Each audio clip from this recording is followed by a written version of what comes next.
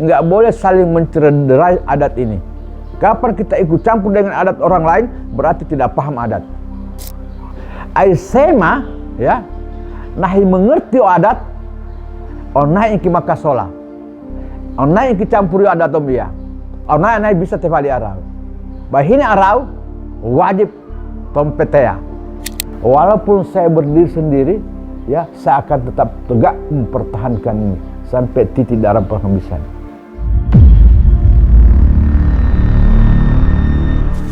Penelitian yang lalu itu karena hegemoni dulu punya tradisi tulis dan ini menganggap dirinya bukan bagian dari Luwu. Matano itu adalah salah satu pusat kerajaan dulu. Ini adalah salah satu kerajaan di Sulawesi yang paling tua.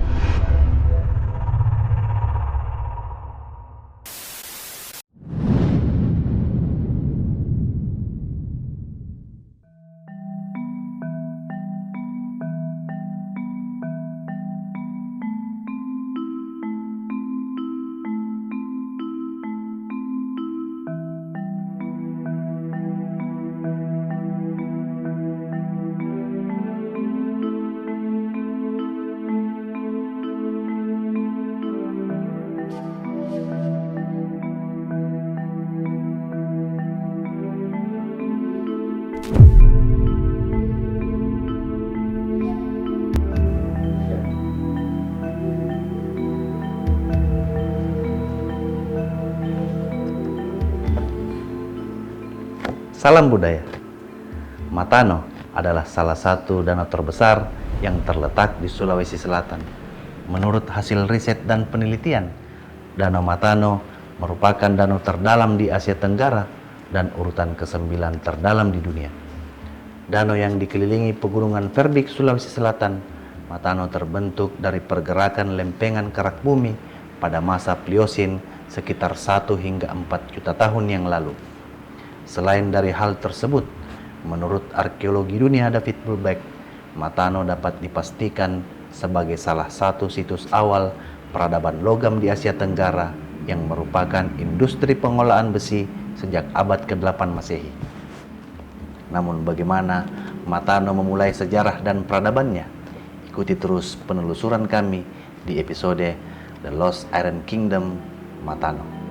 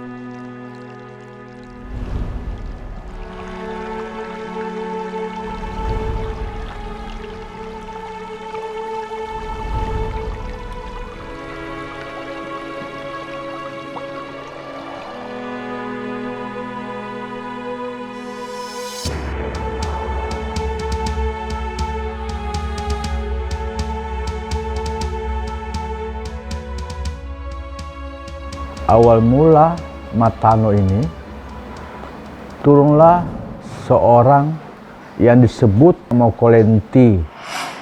Mokolenti itu adalah raja yang turun dari kayangan, di mana pada saat itu Mokolenti itu turun tepat di mata air yang ada sekarang itu, di atas batu yang berbentuk bulan bintang. Tempo arau napihina mia, napihina hapa-hapa. Hapa ngaramo pute, tumupukio, mepau onae, bahwa ongkue tinena si penguasa untuk merakai komiu, melayani komiu. secara tidak sengaja mungkin di dalam perjalanan Mokolenti ini, karena dia hanya sendiri, tentunya dia butuh permaisuri. Nah itu ini, ilamat tulia Andrea Mokolenti Andrea itu lagi, mepikiri asa-asa noko, nahina kombiano, nahina ininya, pendamping, nahina palino. Nah sangka-sangkoi, ai poleo bambu apa balamu kuni, meluarako beini raai, beini ang takau konantade. Nah, onami pekembiau. Nah putri inilah yang dijadikan permaisuri oleh Mokolenti. Dia mempunyai 7 orang anak, 6 diantaranya laki-laki, 1 diantaranya perempuan.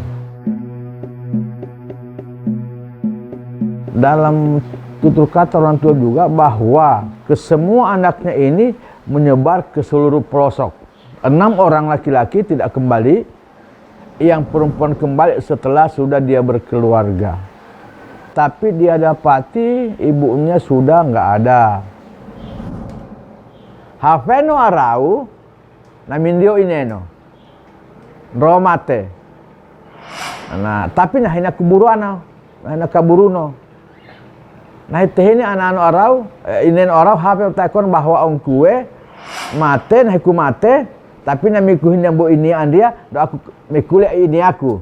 Tepali aku mau kupu-kupu. Nah itulah awal cerita dari kejadian Mokole bahwa ini Rahampuu. Setelahnya itu sampai saat ini ya memang beberapa sejarah-sejarah kita terputus ya. Beberapa penelitian mengatakan 2,5 juta tahun lalu sebelum Masehi Rahmatullah turun di Rahampuu. Penelitian itu hanya dari luar semua, dari Portugis, dari Belanda, dari lain-lain. Timbulnya nama Matano ini karena ada mata air. Nah, dulunya dalam sejarah yang mengatakan bahwa ini dulu hanya berbentuk telaga. Nanti kejadian mungkin ada gempa bumi, orang bilang sini Lolovi, yang membelah telaga itu jadi danau sekarang. Matano itu matanya, Matano. Kalau bahasa Indonesia, matanya. Nah, matanya sebenarnya bahasa daerah, matano. Misalnya matanomia, matanya orang. Kalau mata air, bahasa kita mata ufoi. Hanya dibilang matano, matanya dia.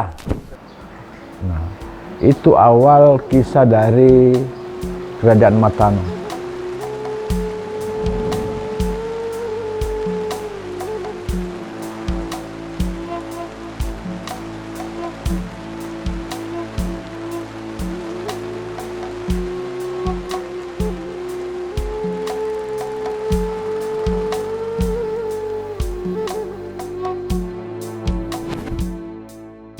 Data-data yang tertulis dari Pusat Penelitian Arkeologi Nasional.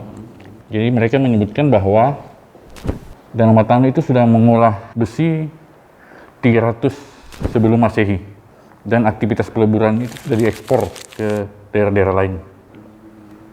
Ini hasil riset selama hampir 6 tahun, terutama yang dokumen riset Belanda. Yang kami ambil pertama dari dalam negeri, Pusat Penelitian Arkeologi Nasional, terus ada Universitas Leiden, ada juga Utrecht dari Amsterdam, dan beberapa catatan seperti Dr. Mattes, Albert Kruit dari Belanda yang membuat spelling atau bahasa tentang Matano.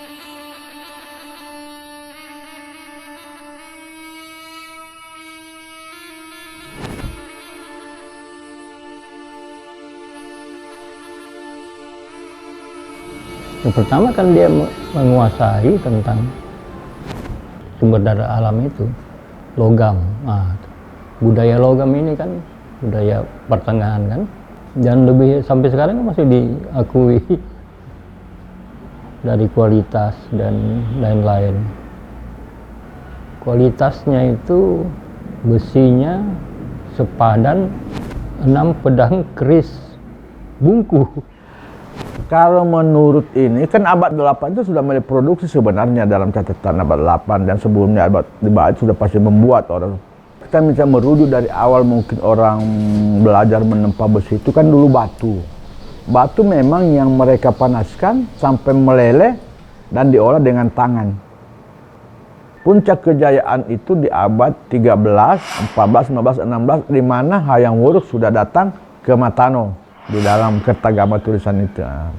Jadi bukan saja senjata Majapahit, tapi mungkin alat-alat yang untuk umpamanya membuat kapal atau membuat Borobudur bahkan ya. Alatnya perkakas. Karena peradaban logam ini kan zaman itu seperti itu suatu harta yang luar biasa kan. Kenapa waktu itu ada peneliti ada di Singapura juga, dari Burma, dari Malaysia yang sempat ke sini menelusuri awal mula besi berarti dari sini. Sehingga mereka datang untuk penelusuran lah kebenaran besi ini.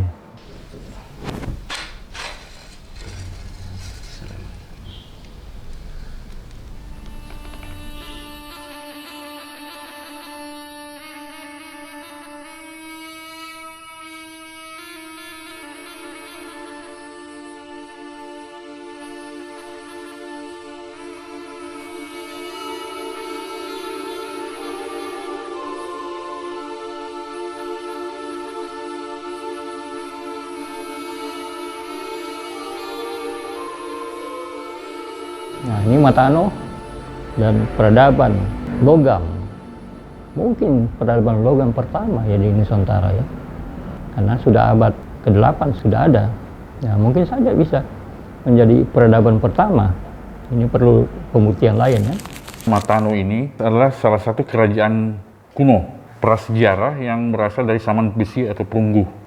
Umurnya sekitar 300 sebelum Masehi dengan komoditi andalan adalah besi. Yang dapat mempengaruhi perkembangan periode sejarah di Sulawesi Selatan, khususnya sampai 1600-an. Nah, itu bisa dilihat dari penanggalan hasil penelitian. Jadi ada bukti di Kitab Negara Kertama bahwa penghasil utama besi di Sulawesi Selatan periode 1400 sampai 1700 adalah Matano, di mana Raja Majapahit Hayam Wuruk pernah berkunjung ke Matano sekitar abad 1200 untuk melakukan hubungan dagang besi. Hayam Wuruk tadinya tujuannya di samping membeli besi, di samping untuk belajar bagaimana membuat besi itu. Tetapi dalam catatan sejarah bahwa dia nggak diajarkan, tapi orang Matano dibawa ke Majapahit untuk membuatkan. Nah, daripada you belajar tidak akan mungkin sukses, lebih orang saya bawa ke sana, you suruh bikin pedang.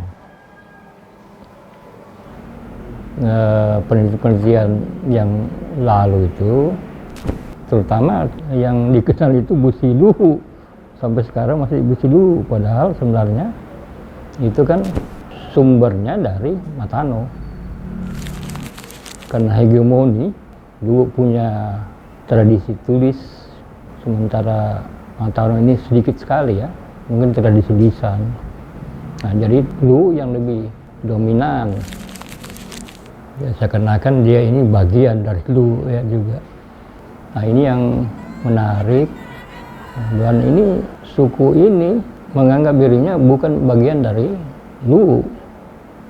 Nah, walaupun Lu itu mengklaim dirinya ada 12 bahasa, 12 suku ya. Nah, tapi ini yang jarang kita bicarakan karena banyak kepentingan yang berbahaya. Tidak ada sama sekali dalam sejarah kita nggak pernah bilang bahwa Luwu ada kita, karena dulu kita ini masuk di Median Syllabus. Hanya setelah Belanda masuk 1905, Luwu pun menyerah, Belanda menguasai seluruh sampai Tenggara. Nah, pusat pemerintahannya Belanda ada di Palopo. Jadi orang semua raja-raja itu berkibar ke Palopo, tapi bukan karena adat, karena dijajah. Karena dulu sebelum kita dijajah kan semua wilayah masing-masing punya pemerintahan sendiri-sendiri. Ya, tidak ada bilang membah ini. Kalau mau membah itu harus perang dulu. Ada penaklukan, tidak ada penaklukan.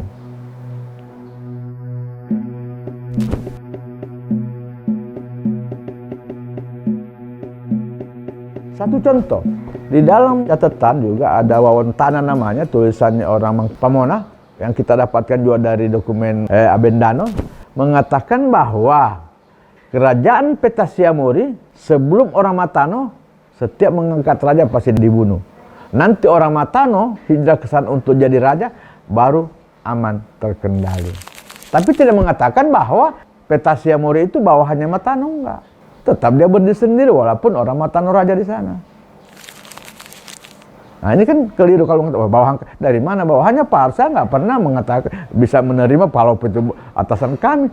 Kenapa ada raja-raja pakai atasan? Dan raja itu tidak pernah di-SK-kan. Lu dari mana? Raja itu adalah terah, penerus keturunan. Enggak boleh ambil dari mana-mana. Kalau sudah menyimpan dari mana-mana, sudah keliru. Itu yang kita ini.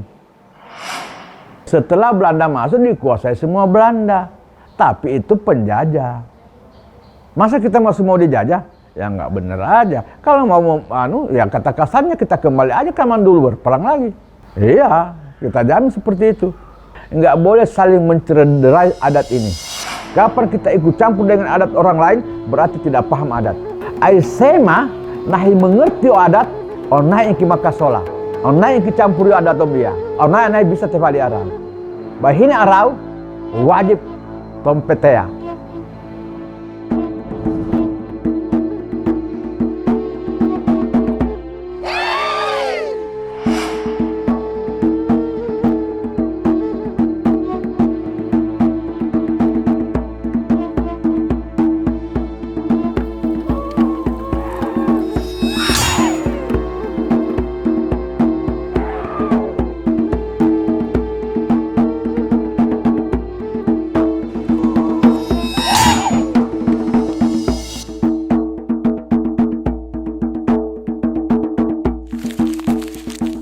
Ini adalah peta Belanda tahun 1940 yang dibuat oleh Albert Danon dan juga Albert Creed. Nah, ini adalah gabungan peta Matano dan juga batas-batas kerajaan Matano. Dibuat 1940 dengan posisi Danau Matano, Touti, dan Danau Mahalona. Jadi posisi pengolahan dan perdagangan besi Matano 1400 adalah di tepi Sungai Cerekang yang disebut daerah Turungang Damar. Beraktivitas turun ke daerah Malili, dan di Malili ini terjadilah barter perbaran sehingga bisa sampai ke daerah lain.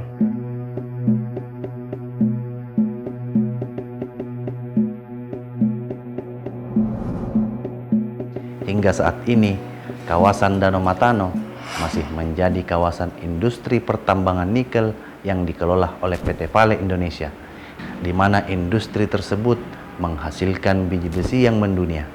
Dan dari hasil penelitian terbaru Arkeologi Nasional menunjukkan bahwa peralatan besi yang dikenal dengan Pamorolu diduga kuat berasal dari kawasan Danau Matano yang berkembang pada abad ke-8 Masehi. Di Matano ini ada dua pusat perdagangan, salah satunya adalah Nuha. Nuha ini juga dan Pasar Sukoyo, dulu disebut Pasar Sukoyo, zaman prasejarah. Di sini terjadi barter perdagangan dengan bangsa Mori, suku Mori yang sekarang kita sebut Sulawesi Tengah, Morowali. Jadi ada dua pintu perdagangan yang dilakukan oleh Matano. Dan pusat pengolahan dan peleburan besi adalah di Kerajaan Matano dan sepanjang Danau Matano, termasuk dengan datangnya pedagang-pedagang Bugis dari daerah Danau Touti seperti Timampuk dan juga Mahalona.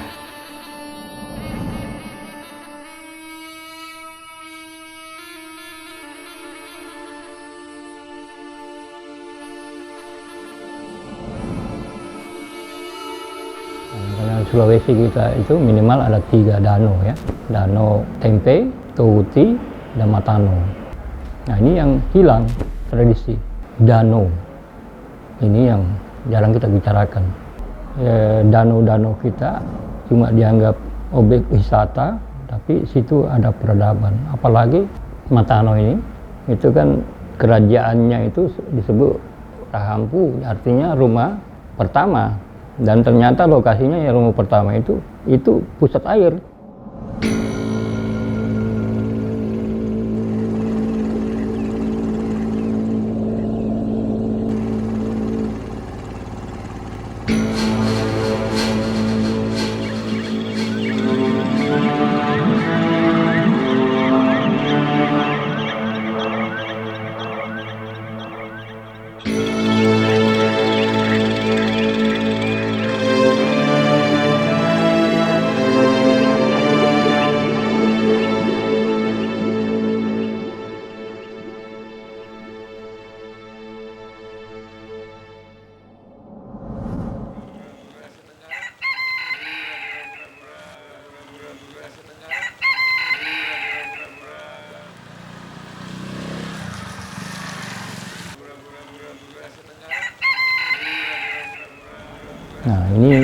kira saatnya masih banyak yang bisa kita gali di sana, dan mungkin ya kita bisa menulis ulang sejarah yang selama ini kita baca, pelajari, yang didominasi dengan hegemoni satu suku atau satu kerajaan.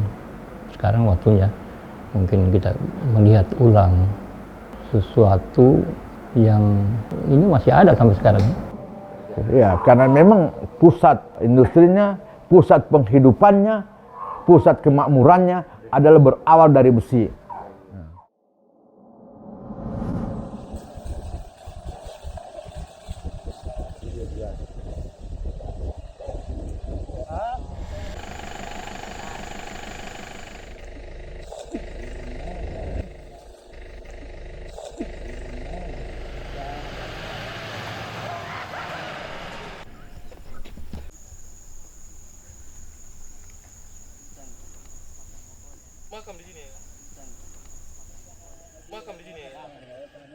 Matano itu adalah salah satu pusat kerajaan dulu. Ini adalah salah satu kerajaan di Sulawesi yang paling tua. Yang situs-situsnya itu hanya seperti benteng kerajaan-kerajaan sana yang ini. Hanya sekarang sudah terbongkar semua, sudah dirusak oleh ini manusia apa Belanda apa dulu yang ini. Bahkan nisan-nisan kuburan orang makole-makole itu sudah banyak yang dicuri. Karena pada tahun 80-an didapat di Surabaya itu yang nisan-nisan yang dibawa ke mau dibawa keluar, nisan dari sini dicuri. Karena memang batu nisan itu memang lain. Sama dengan itu pondasi-pondasi kuburan yang sana itu batunya. Kalau digosok itu mengkilat.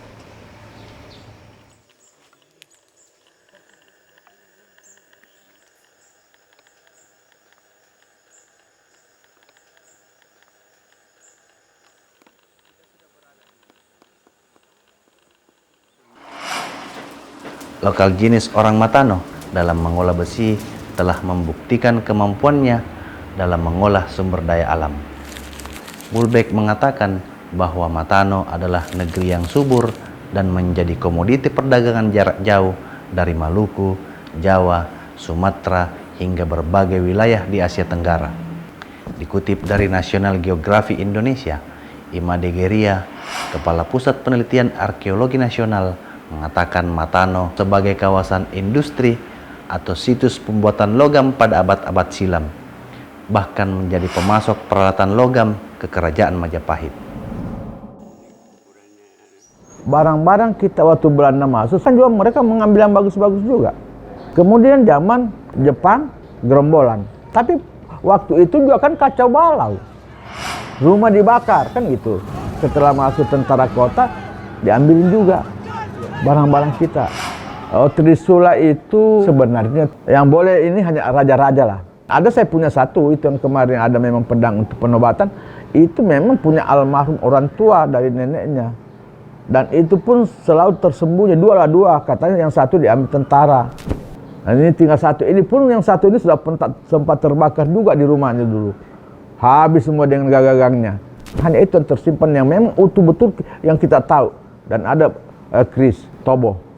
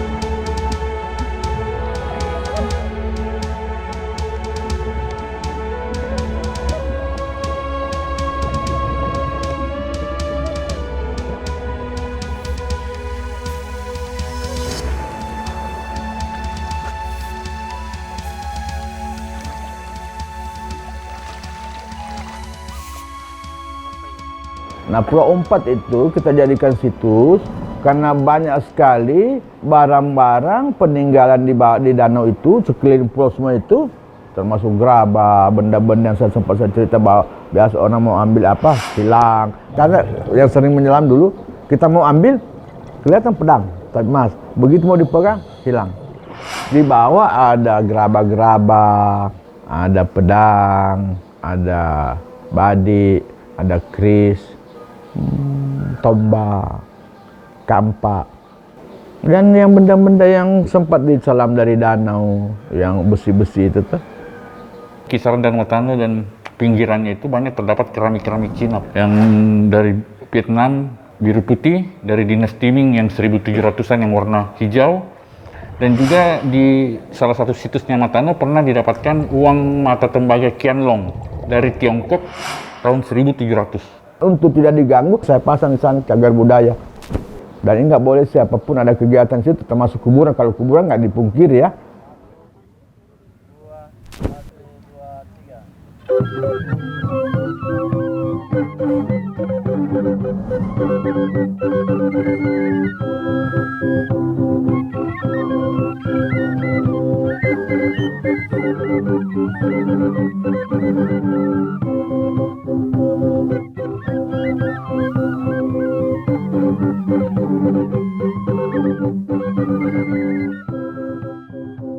Harapan terbesar tentunya bagaimana kami untuk mengembalikan bahwa Matano ini ada loh, ada kerajaan yang tadinya maju, ya, cukup berkembang untuk orang ketahui. Kemudian mengembalikan hak-hak nenek leluhur kita, ya, baik entah itu tanah, dengan mengikuti persyaratan-persyaratan ini. Dan itu kita harus kembalikan, karena memang kami juga punya catatan wilayah, batas-batas wilayah. Dan itu pemerintah kita berharap untuk ikut membantu melegalkan hutan adat itu.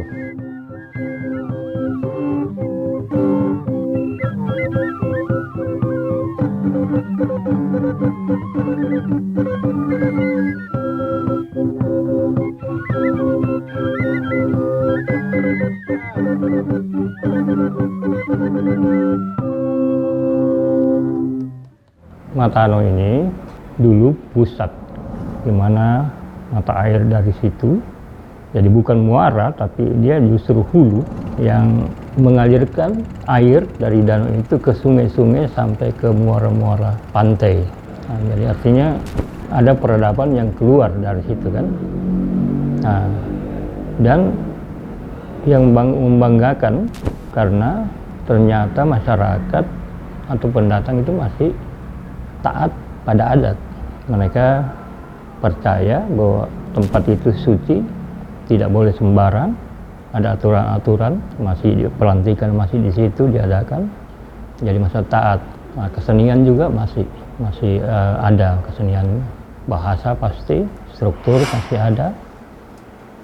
Nah, cuma tradisi dan ilmu tentang besi ini yang perlu kita perkuat lagi. Membangun peradaban di sana menjadi peradaban danau dan peradaban logam pertama ya di Nusantara ya. Tapi paling tidak membuktikan bahwa memang sumber awal peradaban sini adalah besi, dan itu nggak bisa dihilangkan itu. Dan itu by data itu. Ya, by data itu. Nah. Satu sisi harus diakui bahwa besi asal usulnya dari Matano. Nah, itu yang harus kita perjelas. Tidak mengklaim lagi bahwa besi ini besi kami loh. Kalau memang kita mau jujur dalam sejarah. Yang ini yang selalu tanda tanyakan besi. Satu contoh juga, saya sempat ke Jogja, saya sempat nanya di keraton, ini saya bilang besi Matano kayaknya. Hanya yang menjaga situ dari Majapahit, berarti ya. Karena serat alur tidak bisa dipungkiri. Pasti Matano, bukan barang dipukul. Ini harus serius memang yang kayak gini. Karena kenapa? Kalau kita nggak serius akan hilang. Kenapa? Nah, mengolah besi ini tentunya butuh waktu, butuh biaya. Nah, hanya harapan kita, walaupun tidak akan kembali seperti semula, tapi masih ada bukti bahwa prasejarah awal besi adalah dimulai dari sini. Nah, mungkin langkah-langkah kita bagaimana meyakinkan kepada publik bahwa Matano ini adalah salah satu kerajaan terlupakan.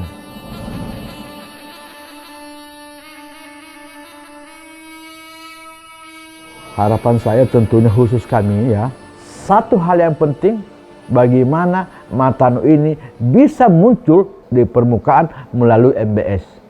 Itu yang saya sangat berharap. Karena dengan munculnya MBS ini bisa dianggap bagian dari perjuangan bukan hanya Matano, seluruh wilayah ke depannya. Dan saya menaruh harapan baru kali ini mengangkat Matano.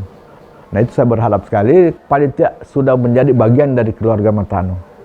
Kata kasarnya kesulitan Matano, kesulitan MBS, kesenangan WS, kesenangan Matano adalah kebersamaan dari kita semua. Saya tidak akan bermuluk-muluk, saya hanya mau bagaimana Matano ini kembali dikenang bahwa awal mula peradaban besi adalah dari Matano, khusus di Indonesia ini. Kalau mau tanya besi, kembali ke Matano. Itu adalah kerajaan besi. Saya akan tetap tegak mempertahankan ini sampai titik darah penghabisan.